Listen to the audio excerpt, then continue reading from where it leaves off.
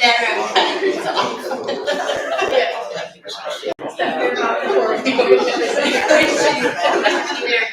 not where it is or underneath.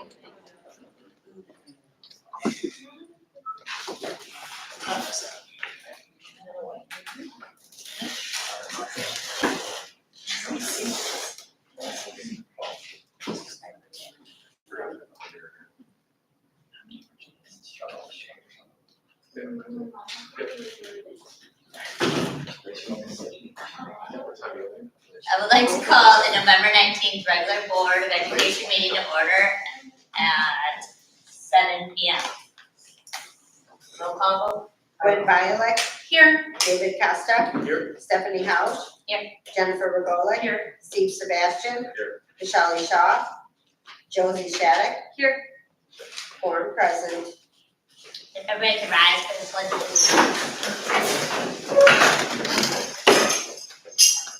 I pledge allegiance to the flag of the United States of America and to the republic for which it stands, one nation, under God, indivisible, with liberty and justice for all. Public participation. During each regular and special open meeting of the board, any person may comment to or ask questions of the board, subject to a reasonable established time constraints. The board listens to comments and questions during public participation. The board's response to comments or questions is managed through policy 3:30 and not by the board during the public meeting. All right, so welcome everyone. I just wanted to take the time tonight to recognize our cross-country team this year. So we had 33 athletes in 5th through 7th grade. We didn't have any 8th grade athletes this year. Mr. McPherson is here with our athletes, and Mr. Bolger is also our cross-country coach. And we had a great season this year. And I want to showcase some of the things that our girls here that are representing, as well as our boys team, with their accomplishments this year. So I'll start with the boys, and then I'll introduce the girls and have them stand up. So our boys took place at the conference tournament. They got 3rd place in the conference tournament. We had 2 all-conference runners in that. They competed exceptionally well at sectionals, placing 3rd. And then they qualified for state, which is the first time in history in our cross country that the boys qualified for state as well. And they were 20th in our 2A state race this year, which was a huge accomplishment for them. Our girls, which I will recognize here, we have Zoe. Let them stand up. Reagan. Rachel.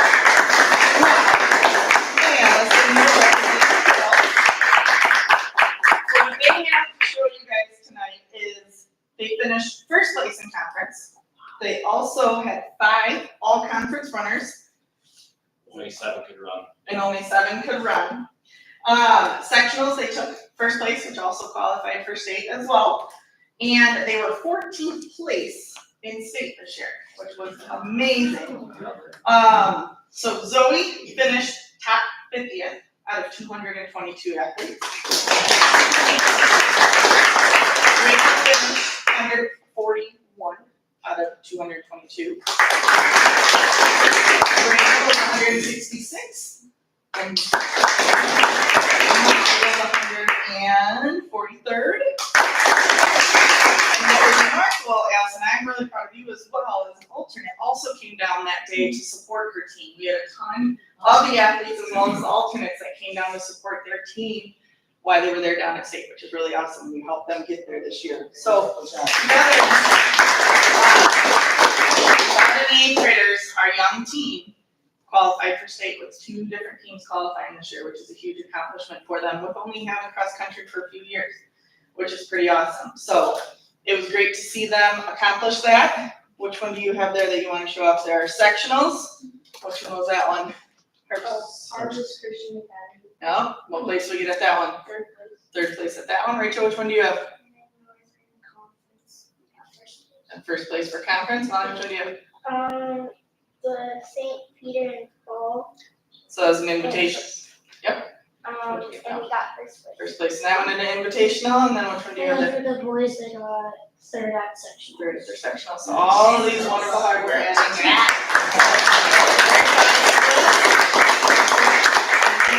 Thank you guys for coming tonight so we could recognize you. It's pretty awesome.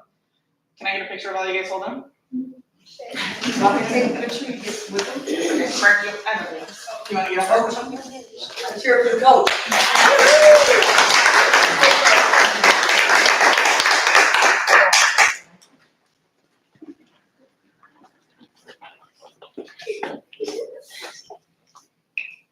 Alright, 1, 2, 3. Fantastic. More photo ops? Yeah. Yeah, please jump in.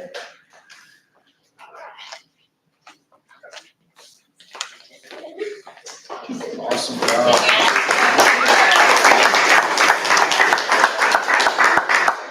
There are cookies, ladies, if you'd like a They're all in cookie. training, they can Off-season. Have a cookie. Thanks,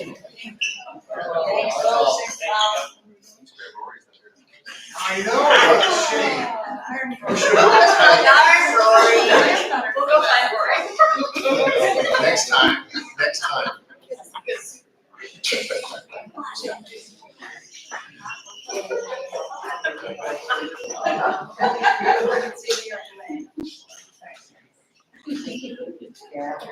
Alright, administrative reports, district level.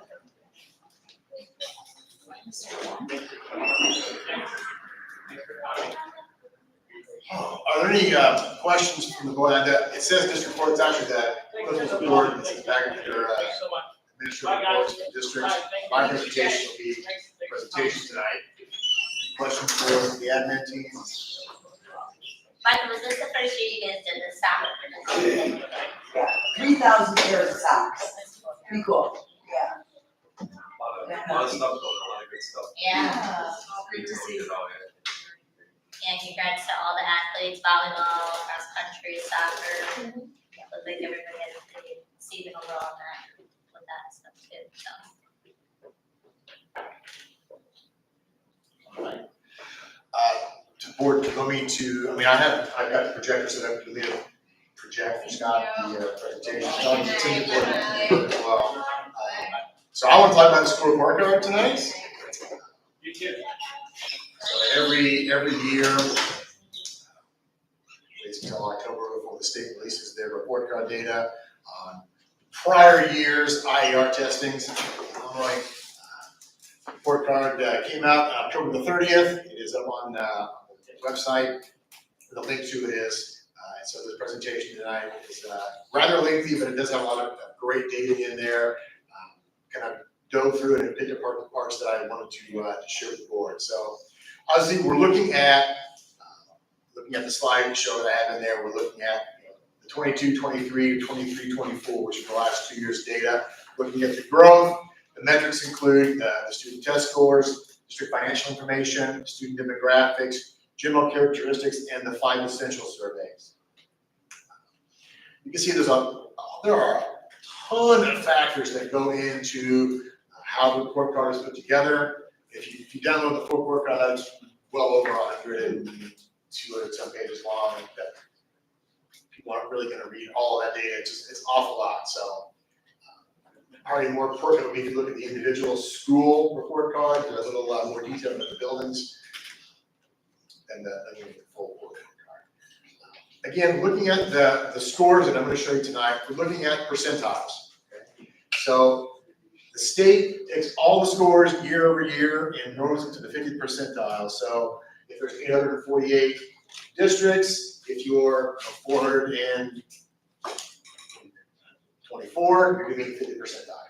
Okay, so it's based on those numbers. So you see our scores on there. You're looking at percentile movement from the 22-23 to 23-24. It's not always the best to have a high percentile. Sometimes lower is better, depending on what metric it is that is being evaluated. So the actual data starts on slide 5, where we have student achievement. And we're looking at ELA, that's English Language Arts Proficiency. And the proficiency would be how many students were at categories 4 or 5, which would be the meets and exceeds category based on the state standards. So we have ELA proficiency, math, and science proficiency. Those are the 3 core areas that are assessed year over year. And then we have participation rates. Obviously, you want to get as close to 100% as possible. participation rates. Then you also have growth percentile, which is how much a student grew from one year to the next. And then the final one there is 8th graders passing Algebra 1. So you have the 23 data for our district compared to the state, where our percentile was, where we were last year in 24. The final two columns then, the district value changed. ELA proficiency was up 1.3%, but our percentile went down 7%. So that tells me that while we grew a little bit, more districts grew more than that. It would push us down the overall rankings a little bit in percentiles. Math, we're up 5.7%. Our percentile went up 6%.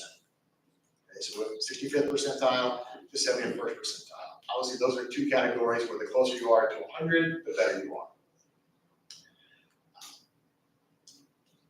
The 8th grade passing Algebra 1 still continues to be an issue. I think it's partly how data are reported. There's a slide later on where one of our neighboring districts is in the 90th percentile of students passing Algebra 1, which we question. And when I reached out to that district, they're questioning it as well as to how that data came to being on that site. So we think this is a more accurate representation, but we'll let the other districts talk about their scores. Table 6 is our financial data that's in the school report card.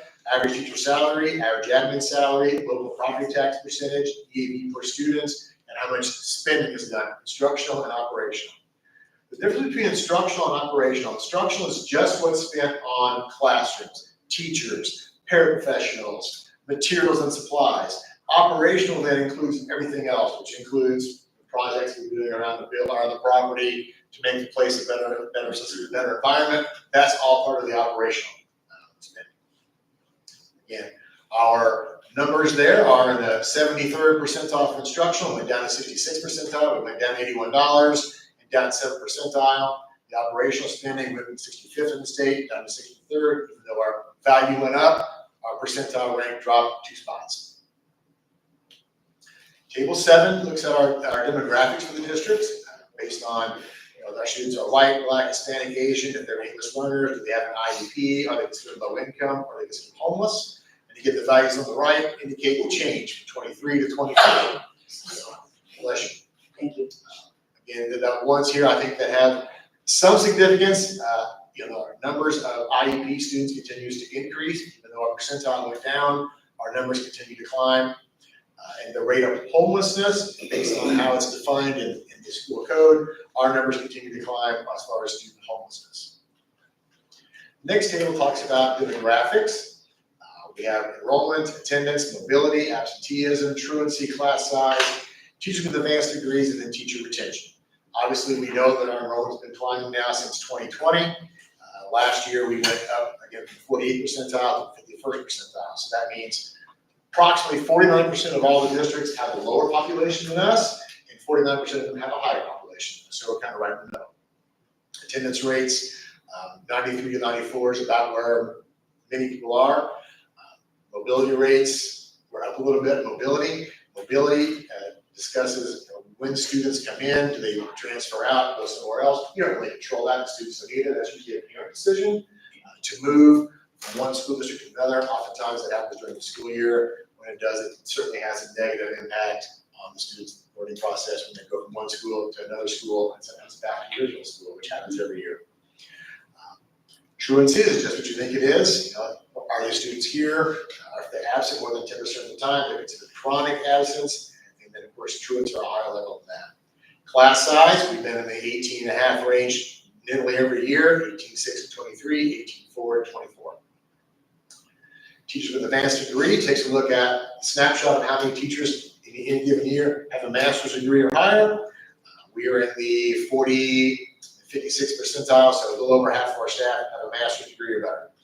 And the teacher retention would be how many teachers were here in one year, how many of those same teachers are there the next year. Again, that's a variety of things. Sometimes people retire, sometimes people go on to some other areas, they move out of state. So our retention numbers look a lot worse. We're from the 75th percentile to the 44th percentile, a drop of 31 percentile points. Table 5 looks at the 5 essential survey.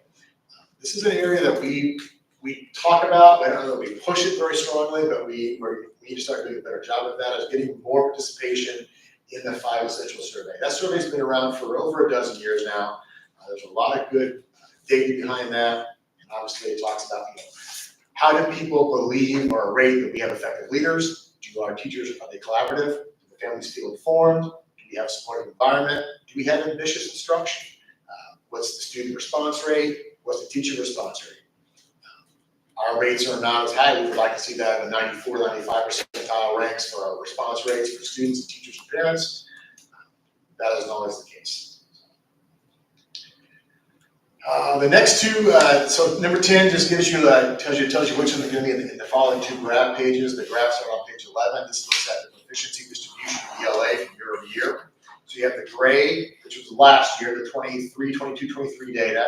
The purple is the overlay with the 23, 24 data. And you can see where the state median was in 23, they're in the 30 range, and then crept up to nearly 40. So across the state, there were gains made in the number of students that were being considered proficient in ELA. The dashed line and the solid line would be where Prairie Grove was. Yes, we are considerably still above the state median, but our growth rate from year over year was not quite as strong as it was statewide. Slide 12 looks at math. And again, it's the same picture. You have the gray, which is the 23, the purple, which is 24. They're nearly identical when you look at the total array of students. The state median did not grow as much, where ours did year over year, so that's a positive. Still, in both cases, above the state average state medians. Slide 13 will give you just a few key takeaways. I mentioned all these already. We had some slight growth in ELA. We didn't achieve expected or desired growth in math, but we're more proficient. Our demographics continue to change year over year. Our retention rates were lower than the statewide rates. And even though, based on the results, the perception is mixed about our effectiveness as leaders, our collaboration with teachers, and informed families, the results are kind of mixed. Our designation, again, was commendable, which is where we've been now for a number of years. We had 1 rating above that back in 2018, and then the state has changed how they define exemplary, commendable, and targeted, 5 different areas, but we've been commendable, which is the second highest now for a number of years. The next 25 or 30 slides or so we'll go through kind of quickly. These look at the historical trends. Okay, so it's 2 ways of looking at high students. The first set of graphs would be the grade up year over year. So it's different groups of kids. In 3rd grade in 2015. The next year, 3rd graders in 2016, different kids. The next year, 3rd graders in 2017. You can see what their scores were by grade level. So in 3rd ELA, the 64.4 in 2015, in 24, it's 45.1. Again, different group of kids. It just shows a little trend for the grade level. It doesn't take into account curriculum changes. It doesn't take into account staff changes. It doesn't take into account population changes. It just gives you the straight numbers per grade level. So you have ELA in 3rd grade. You have ELA in 4th grade. We did exclude 2020 on all these slides because there was no state testing, so it would have been 0. We just excluded that since it did kind of skew the data. ELA 5th grade, kind of up and down. 6th grade, on the swing up. 7th grade, 8th grade, pretty average. The same thing for math. You see 3rd grade, you see 4th grade, 5th grade, all the way through 8th grade. When you slide down to slide 28 is where you get the cohort data. The cohort data will be the same group of students year over year. So when they were in 3rd grade, the same students when they were in 4th grade, the same students when they were in 5th grade, etc. The first one, cohort 21, that's this year's high school seniors. Okay? So you can see where they were when they were here, 3rd grade through 8th grade, and now those kids are high school seniors. Cohort 22 will be this year's high school junior class. And obviously, when they were 6th grade, that was the COVID year, so you can see the 0 scores. Cohort 23 will be high school sophomores. Cohort 24, which is the data you're looking at from all the earlier stats, that's this year's freshman class at the high school. When you look at cohort 25, that would be the current students that are in Prairie Grove. So that's our 8th graders this year. So you can see what they did in 3rd grade, they were in COVID, they did not test. 4th grade, where they were in English, where they were in 5th grade, 6th grade, 7th grade, and they're on the trend up. Cohort 26 will be this year's 7th graders who have not yet taken the test for 7th grade. Again, they're on the trend toward the positive, toward the up. Cohort 27 would be sixth graders this year. Cohort 28 would be fifth grade. We did put cohort 29, they only have one data point. You really can't see a trend with one data point, so you just be one spot, you'll see that next year. You have the same cohort trends for math. Again, cohort 21 would be the senior class of the high school, cohort 22 the junior class, 23 the sophomores, 24 the freshmen, 25 would be this year's eighth graders. 26 would be this year's seventh graders, 27 this year's sixth graders, etc. Any questions about any of the graphs? I know I kind of went through it rather quickly. Anything that jumps out at anybody that you have any comments about? Is there a grade year, whether it's, I think it could be probably separate for English versus math, to where there's a lot, obviously every year there's a lot of learning expected, but to where it's a jump, to where it's, okay, we might see a little bit of a dip here, but we know we're gonna pick it back up the following year. I don't know if I'm asking the question. So, right, but- well, here's how I'll answer that question. So, yes, there are always factors that play a role in that.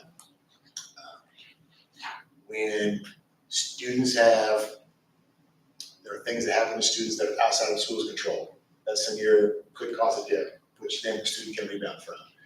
For example, it's not uncommon for a student to go through a serious illness and not have a regular learning.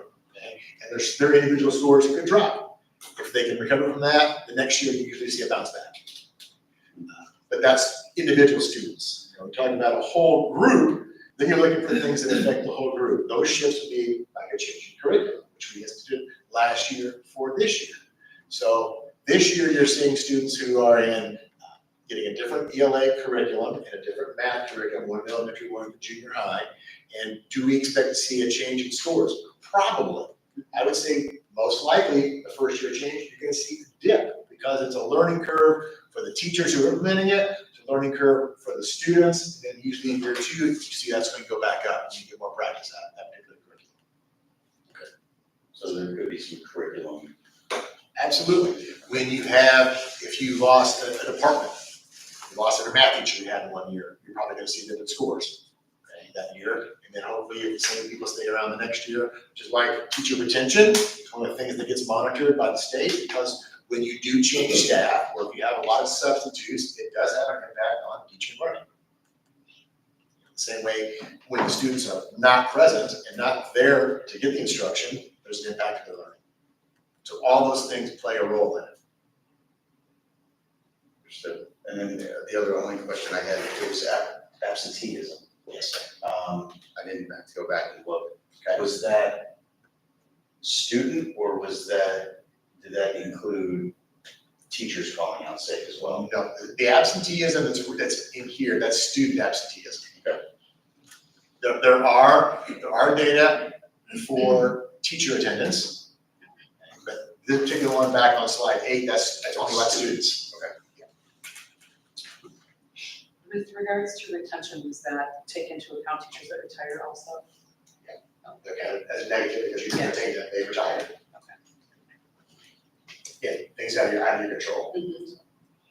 All right, let's move on to some other data that we find in the report card on slide 44. Now we're looking at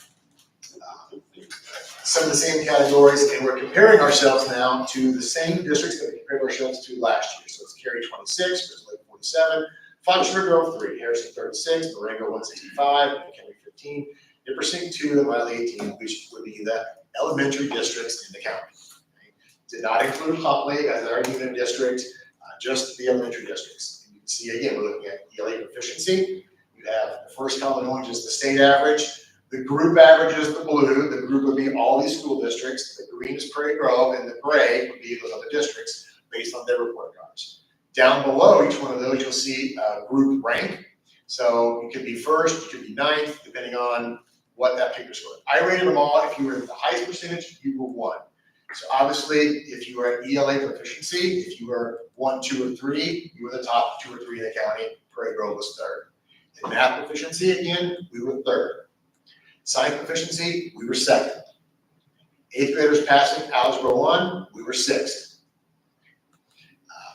Most of the districts, as you'll see, there was one huge outlier at 94.7% of eighth graders passing algebra. We're questioning that data, but then that's their data. The rest of them seemed more in line with everybody else. What are the blanks? If there was a blank, they had no score reported because they did not have enough for a cohort. And you have to have 10 students get scores in order to have a report card to show those scores. So if you have, for example, if you have, looking at your demographics, if you only have one student that's Asian, they're not going to report a score for Asian students because you can identify that student, you only have one. They want you to have at least 10 in order to have a cohort to present that score. The next table looks at financial data, teacher salary, admin salary, property tax, instructional spending per pupil, operational spending per pupil. Again, state average in orange, group average in blue, Prairie Grove in green, and other districts in gray, and their scores rated 1 through 9 to compare that information. Did you track movement from year to year on these It does not track that. The state just simply takes the number, their dollar amount, and makes the average. I'm sorry, I meant are the rated numbers that you assigned. That's just this year. I didn't do a comparison year over year. When the state sees these numbers, do they, like, for example, for math proficiency, and they see low, just looking at ELA compared to math and even science, it's low, I feel, but do they come back and say anything, like, as a state, we need to do something about this, or is it just up to the districts? It's an individual district. I think everyone acknowledges that across the state, math scores are not where we need them to be. I think that's pretty apparent when you look at the overall median average across the state. I don't think anyone's gonna say they're pleased with that. And you look on the other side, there was growth, and there was a lot of growth for our district year over year, and we want to see that trend continue. So for student achievement, for performance, IAR data is the only metric we use statewide, or no? That's not the only metric we use. That's the only metric that's used in the school report card. Okay, yes. Yes. That's the only one that's administered statewide. The other assessments, like we might administer AIMSweb locally or MAP locally. Not everyone does that. So you're looking at only the data that everyone does. All the data that's here is something that we are required to have. So we're required to have the state testing. We're required to submit the data. We do it through the portal for the ISD. Every public school district is required to report the numbers. Through IAR. Okay. From IAR. So 46 looked at the student demographics. And again, you'll see a lot of dashes there. That means they have less than enough, not enough for a cohort. So we also didn't rank them as well. 47 slide looks at enrollments, attendance, mobility.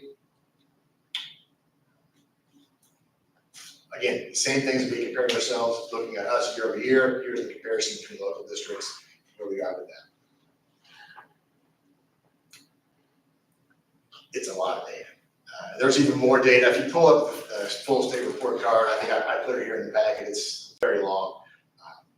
You can break it down online. You can look at individual grade levels year over year, look at trends going back to 2016, I believe, which was the first year of the IR exam. So a variety of things. Other questions from the board? Can you clarify what ELA participation reflects? That we have 100 students that are in a grade level or in the district, what percentage of them took the test?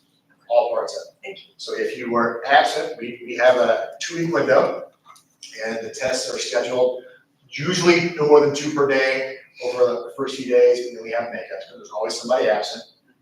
And then once that window closes, all the data goes in. So if a student took one part of the test, but not the full test, the scores don't count. Thank you.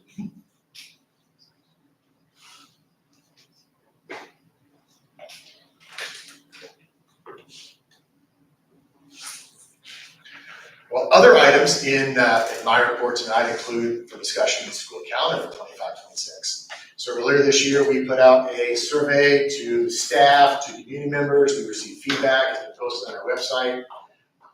Had a conversation internally. Based on that, we created 4 different draft calendars. made some modifications to one of them, I brought a calendar tonight to the board for discussion. So, I know that many of you are not too thrilled with the proposed start date. So we're willing to take your feedback if you have any thoughts on it. We did line up all the major breaks, so the Thanksgiving or fall break matches up with the high school district, the winter break matches up with 155, so there's the spring break. Start date, end date, actually are relatively close in this one. This is what I call the high school traditional schedule, with some things plugged into it that came out of our survey, which was 3 PD days at the beginning of the year, 1 middle of the year, but not one at the end.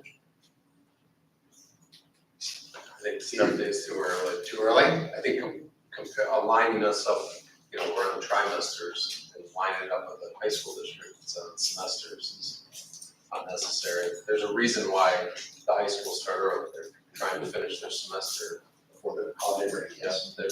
And we did that, we were like the only district that did that for several years. And then we realized no one else was doing it, and we went back to later in August. Was this the calendar that overwhelmingly everybody wanted? So we developed 4 calendars based on that survey. We discussed it in our communications committee with PGTA, PGBSP. We looked at all 4 of them. This is it's not exactly one of those calendars. It is one of those base calendars with some modifications to it. If you look at the feedback, it was split. There was no one set of feedback that was, this is the one you must absolutely 100% do. This is the one that, based on the feedback that I received, I thought would be the best one that matches the highest percentage. But if you want to change it, go back a week, we can go back a week. We would still end the regular school year in May, but the emergency days would then get pushed back into June, which has been something we've traditionally done. We've had those in June before.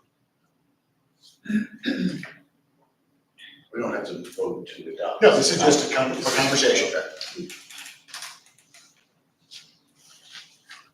I agree, Steve. Move it back a week. Just like I was in the last 2-3 years. 2-3 years. Yeah. I know we moved it back to last year because we wanted to allow ourselves as much time as possible for construction. That's what the last couple of years Remind me was. again, what day did we start on this year? Was it the 21st, right? 21, yeah. okay. The student start was, 21st. 21st. So it'd be about the same. Is that the consensus of the group? Okay. We'll look at that.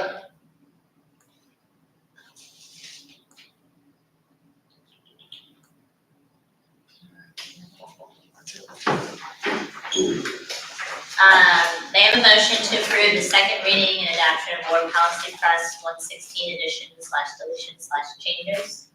So moved. Voice, Second. voice vote, voice. All those in favor? Aye. Motion carried.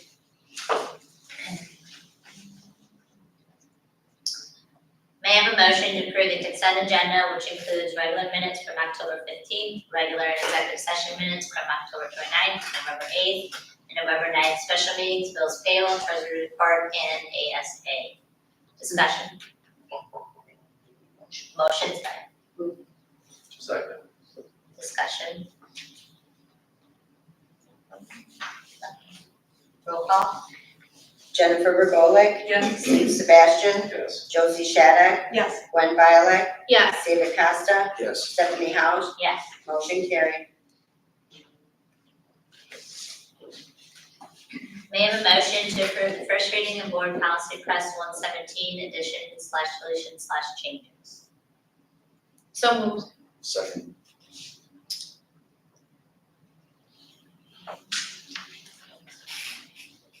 There was nothing in this particular one that required extra board discussion. Okay. All right, all those in favor? Aye. Motion carried.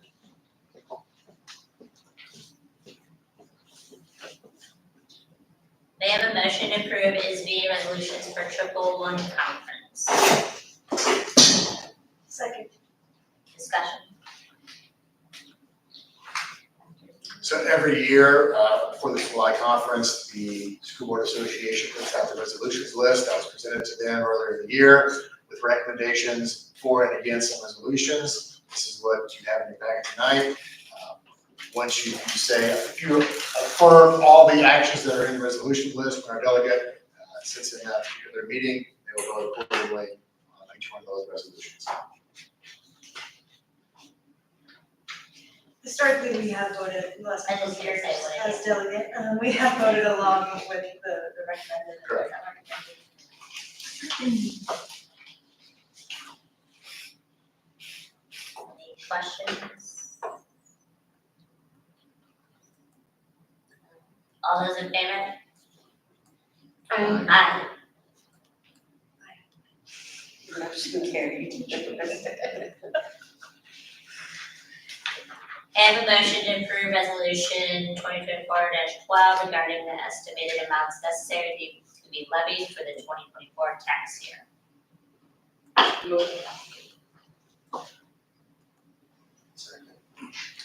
Discussion. Certainly. Once, every year in November, we have our discussion about the tax levy for the future year. So here is the presentation we have for that tonight. So tonight we're having our presentation and hopefully approval. Next month, we will hold a public hearing and officially adopt the certificate of tax levy. And prior to December 31st, be way before that, we have to file that levy with the McHenry County Clerk.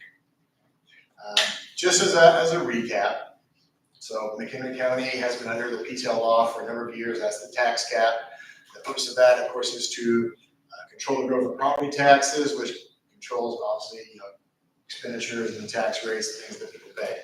It's controlled by the Consumer Price Index. The tax cap is limited to CPI or 5%, whichever is less.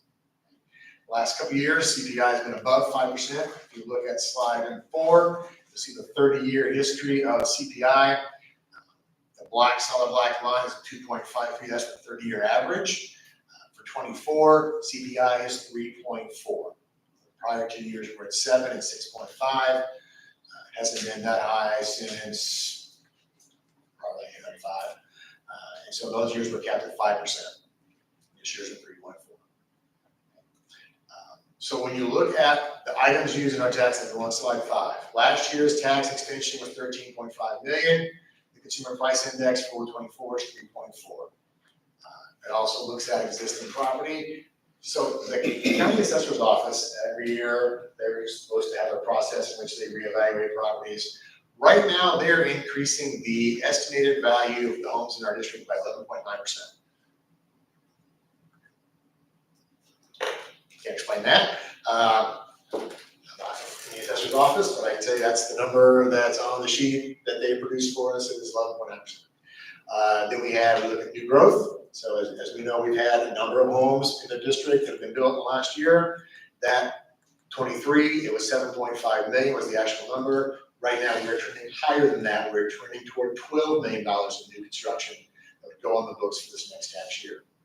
So in order to capture the revenues from the new property, we have to extend a rate on those properties.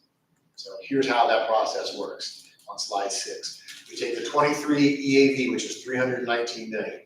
We look at the change in the tax base. The assessor's value of 11.9% is $38,017,000 in new value. We take the new property estimate of 12 million, which gives us an estimated EAV of $369 million, $369.5 million. We then take that number and run it through the process of the cap. So, yes, when you see the numbers, we are preparing a levy that says a 21.6% tax increase, levy increase. It's not the final number. So we are required to put onto that number the bonds. We have 2 of them, alter revenue bonds, that we have assured the public that we're not going to tax for. However, we are still required to show them on our levy. And then after you pass the levy next month, we'll have a resolution to abate those and not ask for the taxes and use the revenues that we already have in the levy to pay those notes. So slide 8 shows you the 24 tax cap formula. We have one out that was extended last year, 13.56 million. CPI is capped at 3.4, so it's 1.034. That gives you a tentative extension of 14.025 million. You take the new property, that's $12 million, divided by 100 times the tentative tax rate, gets you $470,000 that would get put onto all the new properties for a total extension of $14.49 million. The next slide looks at, where's that money coming from? Why do we need to levy that kind of money? Well, we have collective bargaining agreements. We are next year we'll be in year 5 out of 5 for the PGTA. That means that at some point in time next year, Board of Education and PGTA will sit down and begin bargaining on a successor contract. Those numbers and those rates are yet unknown, so that's a future unknown that we have. We're in year 3 next year out of 5 on the PGESP on the support staff contract. We know that cost. We also look at what operation and maintenance projects we may or may not have in the next year. We look at the strategic plan initiatives that we have. What are some of those goals? What are some of the revenues we might need to achieve some of those goals? And of course, we're looking at where the operational costs and the bond payment. Back to slide 8, sorry, just my Go ahead. understanding. Yep. So we're asking for $900,000 more. Out of that 900,000, 470 is coming from new property. Correct. So existing Measured taxpayers, 3.4%, which is CPI. so existing taxpayers approximately $450,000 more. That would be on slide 7. Yes. So here's the amounts. You have current property owners, 461,000, which is 3.4% CPI. New property owners, 470,000, it equals to 3.47%. We do a balloon every year, okay? So the balloon here is 343,000. Why do we make a balloon? Well, the property values are not yet set and finalized. Those don't get finalized until the springtime. So it's possible that the new property could be valued at higher than $12 million. If you don't ask for more money on the new property, and it comes in at say $15 million, you won't get that revenue. So we ask for a balloon. Are we guaranteed to get it? No, in fact, we probably won't get it. Okay? If the total EAV is less than the 369 million, obviously we're not going to get the money we asked for. We're only assured to get 3.4% above what last year's levy was. So we take the new property, the current property owner value, the new property owners, we have a balloon we add in there, which gives us a total projected levy of 14.84 million or 9.4%.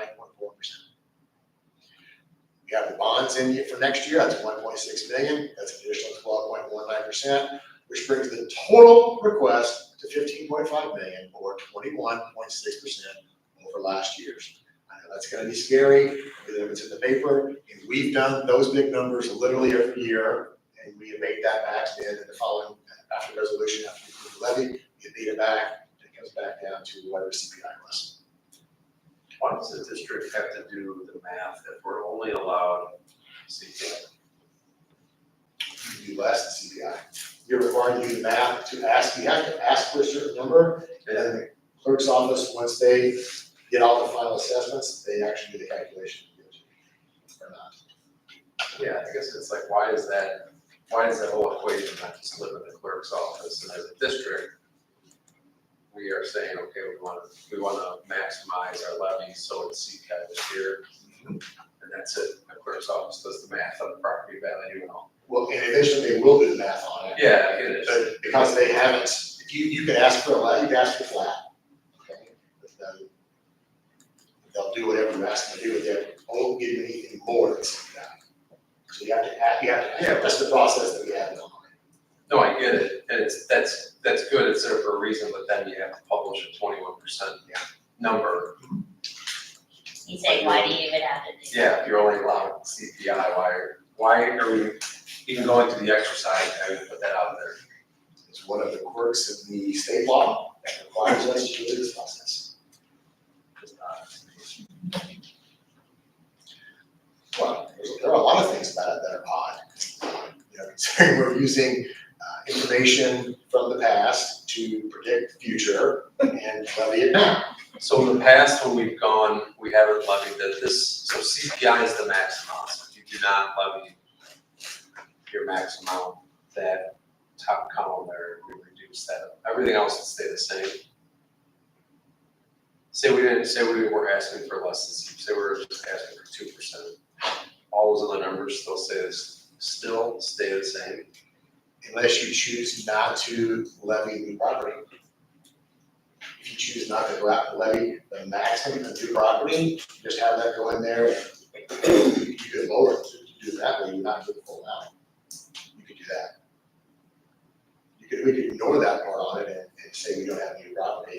Just in the past, we have gone several years where we have not levied the max allowed district.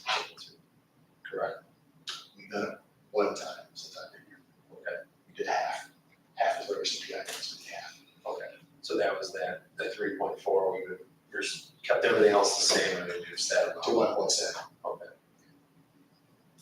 And also, recall, that we've only started having massive influx of new property during the Woodlore construction last year. If that number then, they certainly are done building. If we don't have new construction continuing on, then you will see that third number of their new properties greatly reduced, which I expect to have that in about 2 years. I feel like we've reduced the current property tax owners and kept the new property tax owners at the CPI. Say that again? I feel like in the past, we have reduced the current property tax owners amount and still levied CPI for new property only. I'm not recalling that. Sorry. I'm not recalling it that way. Okay. Slide 11 looks at we call the average homeowners, which is a fair market value of $300,000. Give it the 11.9% increase that the assessor's office is giving to the property, you do the math for it. So if you had a value last year, 23, that was worth $300,000, and 24 would be worth $335,700. You go through the math, that's an increase of $170.15 year over year, which is what the CPI will be for that particular property. Slide 12, one of the other new requirements that were from years ago is Public Act 102-1102. Districts are required to disclose cash reserve balances for all funds related to their operational levy and any obligations secured by those funds. Here's a listing of our funds and our fund balances as of June 30th. These are the audited numbers.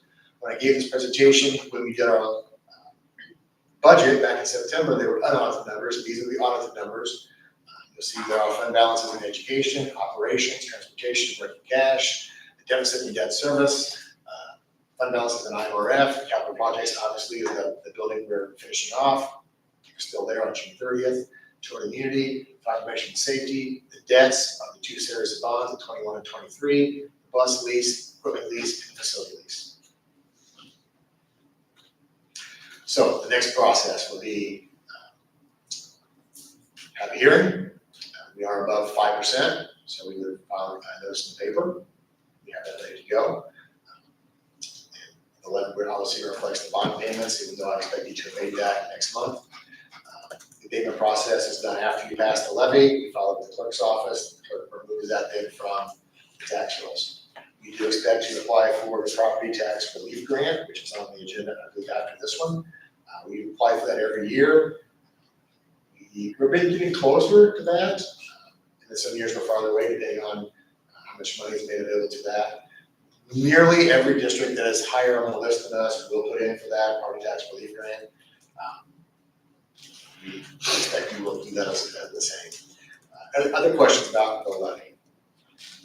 When we make that announcement in the paper about the increase to the levy amount of 21.6, I don't know what the announcements look like or what language we're able to use, but are you able to state in there the abatement that's okay? There is a prescribed verbiage that has to go with a 1/4 inch black band all around it. It can't be in the classified page, it's gotta be a separate spot on there. Okay. We also put it on our webpage, that's also new requirements. Again, I said it tonight, it's on the recording, we'll say it again next week during the hearing, that's, the expectation is that that's not gonna be the final number. Again, we've done it literally that way the last 4 or 5 years. When that bonds to pay, put the bond on there, take the bond off, we're required to show. Yes, okay. In the past, have you sent a memo or any sort of communication providing a bit of education I'm on? not allowed to put what You're they not. right now. Not associated with that, with the ad. Correct, I just mean like a, just a Just business the art communication. I will put on the webpage. We're gonna post on the webpage that actual block drawing of what the ad is, put that description with that. Sure. So when it goes to the book side, they'll see it. Sure, I'm asking about like a educational communication about what that is, what that means, what the information that you shared tonight about we will be abating this and what that means. Or are you not allowed to Happy share to put that out on our webpage. I can't put it out with, the memo, correct?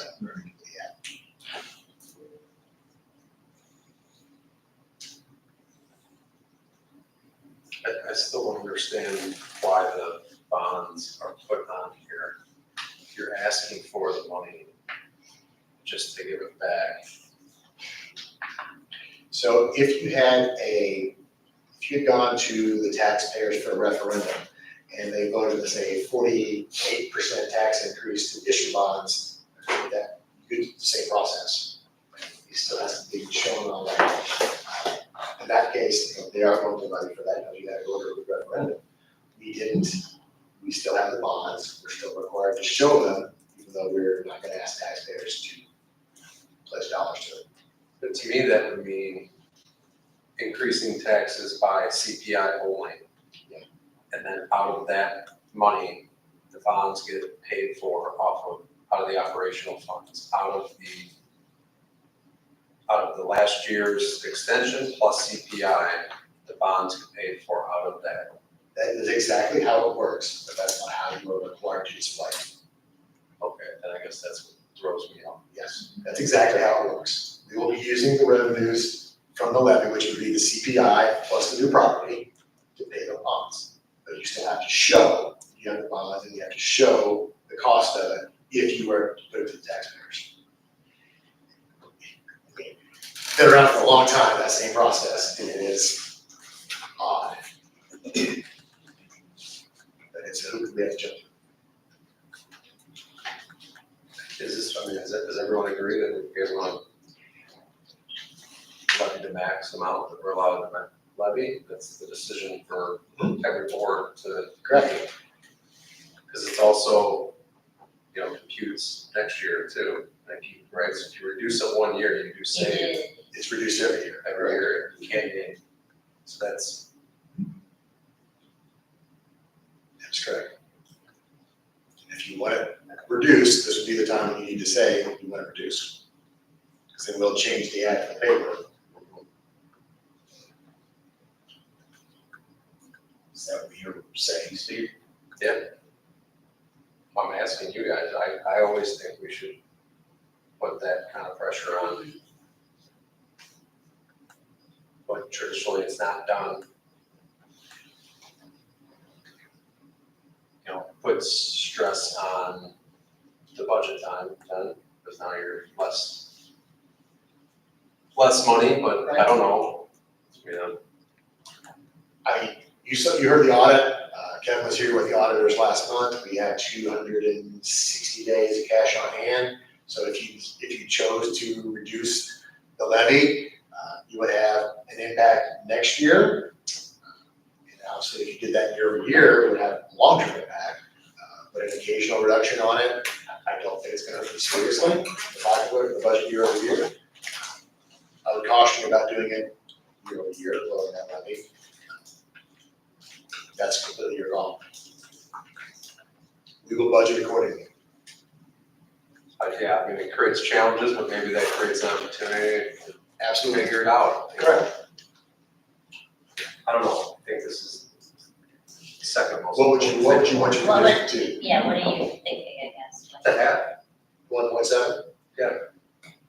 I think that's a responsible message to the community. Now, would that be for both current and new Well, property? that's what I was wondering, is that just, That's, that's again, just, that's your decision. When you're talking about just new property owners, that would be the existing folks. New property owners don't have any expectation of that, but you certainly could do that, you could reduce that as well, so just. so we could just do it to the current, right, is what you're saying? So do you not levy anything for current property, and levy it on the new on the new? I'm just talking out loud,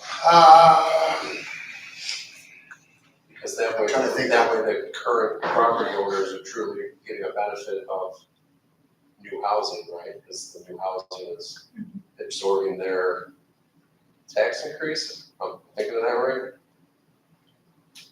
I'm not sure that it would work exactly that way. I'm trying to think through that mechanism of how that computes.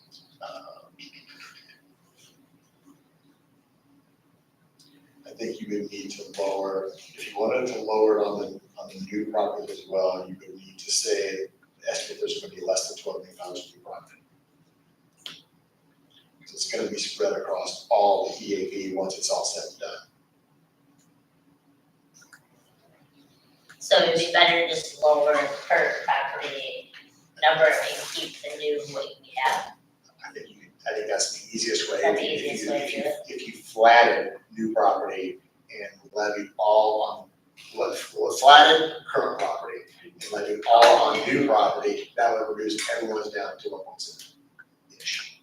Doesn't really matter. Let's just, what if we said, I get a fucking lot, we said we don't wanna raise any taxes from last year. You're still going to the public and presenting 21.6% minus 7%. Because you're still ballooning, you're still. No, No. if you wanted to say flat on the extension, you would only be showing on there the 12.19 for the bonds and then abating it off to 0. Because we still have to show that. Still have to show it before.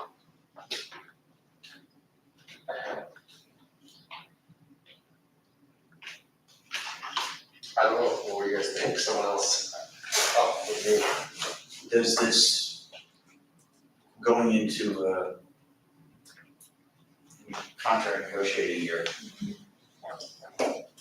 is honestly one of the only things, I hear what you're saying, I don't disagree with it, but That slide, I'm sorry to say, this slide is. visually is horrible, I hate it. It's always in this presentation.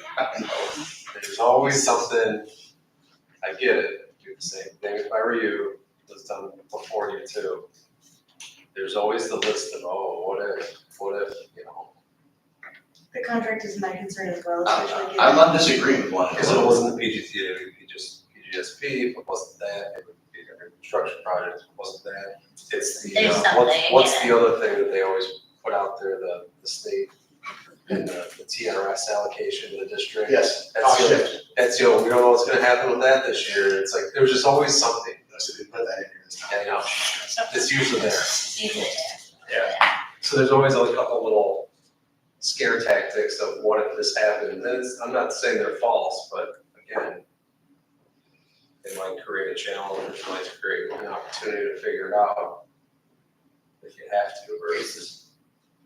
thing I would love to figure out is not being ranked as low as we are relative to teacher salaries on the previous presentation. That's right. And if this money is going to help with that, It's not, that's Yeah, not, that's It's that's not not, enough. And It's look not- at those numbers. that's not that problem. You have to remember that we've hired a lot of young, newish teachers in the last few years, which brings that average down. I understand where you're coming from on that. It's certainly a valid concern, a valid point. Going into a year for teacher negotiation, and then you're gonna have another levy again next year before that, as that contract goes into play. So you have a chance, the 25 levy to do something different. If you need to go for the full max of CPI, because you've got a new contract, and you've got the numbers on it, do it then. The budget is not the restrictor in that scenario. it's a valid point. That's correct. We've never said, well, no, that's the reason, it's a different reason, so. I mean, I would be fine going current property, whatever you call it, flat, flat, and then new property keeping. going for all your property, which would essentially make everyone 1.7. Correct. If that would be What my, about the balloon? Do you want the balloon go?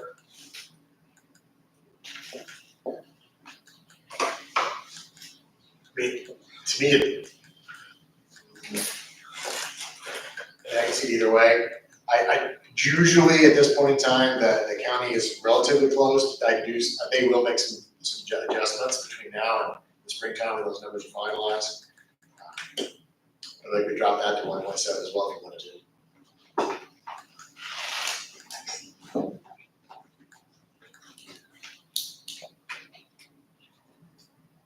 I'll vote in favor of that. Why not? So in setting it to current property owners at a flat rate increase, it lowers it for both parties, new property owners and current property owners to 1.7. 7, and then the balloon, you're saying, drop that. drop that down to 1.7 as well.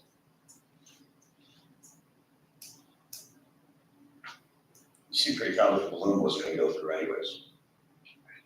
It usually never does. So it usually just drops off in springtime when the county produces the final numbers. We put it in there just in case, the numbers are higher, they rarely are. How much pressure does that put on the bonds, because that's what's still gonna make that money, how much for those bond payments? I mean, if you look at slide 12, Well, you'll see the fund balance is on June 30th, education is 5.3 million, operations 2.5 million. Working cash is 812,000. So there are revenues there to pay bonds, fund balances. What slide is that? 12.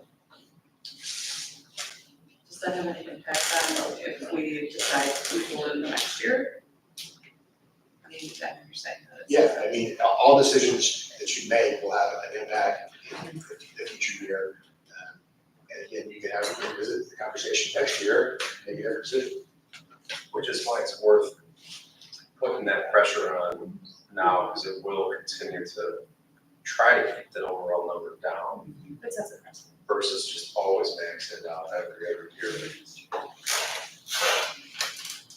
When I joined the board was like, well, we have to do it, otherwise we short ourselves later on, and they just kept, it was several years before we started really challenging it, I don't know.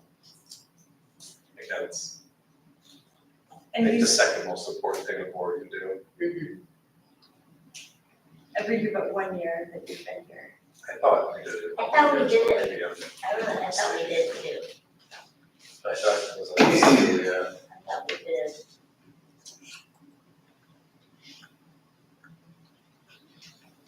So let's do it.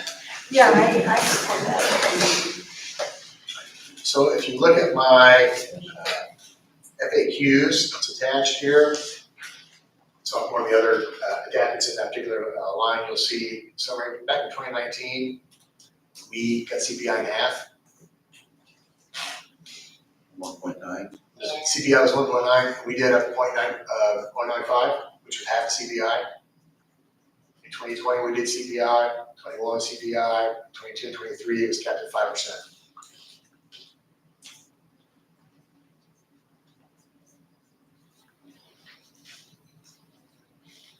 I mean, that's just the last 6 years, where we've been.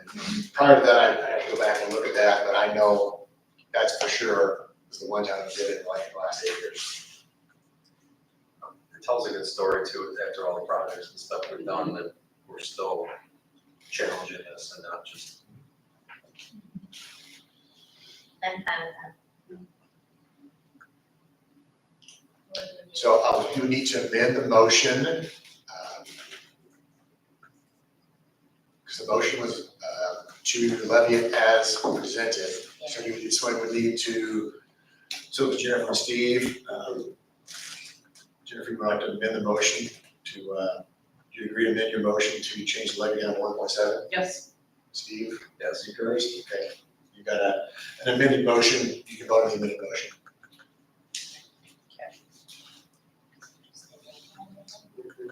Roll call vote? Gwen Violet, Yes. David Costa, Yes. Stephanie House, Yes. Jennifer Regola. Yes. Steve Sebastian, Yes. Josie Shattuck, Yes. motion carried.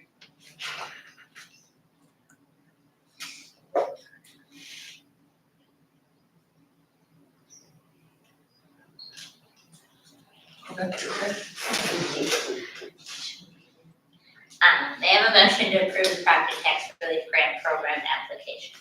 So Second. discussion, Again, so every year that this has been put out through Public Act 101-0017, we have applied for it. You can see if you blow up the middle screen there, we were 96th on the list this year from tax rates we were eligible for, an abatement of $586,243. I know it's hard to read, it is small. We applied for it last year, 155 districts applied, 32 were funded. So the odds of us getting funded are slim, but I still recommend we apply. The deadline is January the 8th. I recommend that you still approve the property tax relief grant, and you will submit it assuming you approve it. any questions? And essentially what it does, it reduces the amount of, if it gets approved and it gets funded, then you will lower your levy, the state has funds to offset that over 2 years.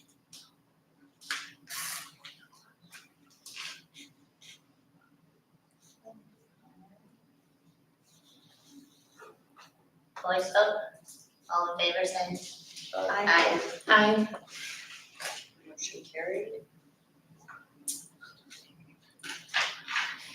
Motion to go into executive session at 8:07 PM for the consideration of matters related to the appointment, employment, compensation, discipline, performance, or dismissal of specific employees, two specific individuals who serve as independent contractors and volunteers in the district, three legal counsel for the district, for hearing testimony on a complaint lodged against an employee, five hearing testimony on a specific individual serving as an independent contractor or a volunteer in the district, 6 hearing testimony against legal counsel for the district to determine its validity or collective negotiating matters between the district and its employees or their representatives. So moved. Second. All those in favor? Aye. Motion carried. So there will be no action when the board returns from executive session, except to adjourn.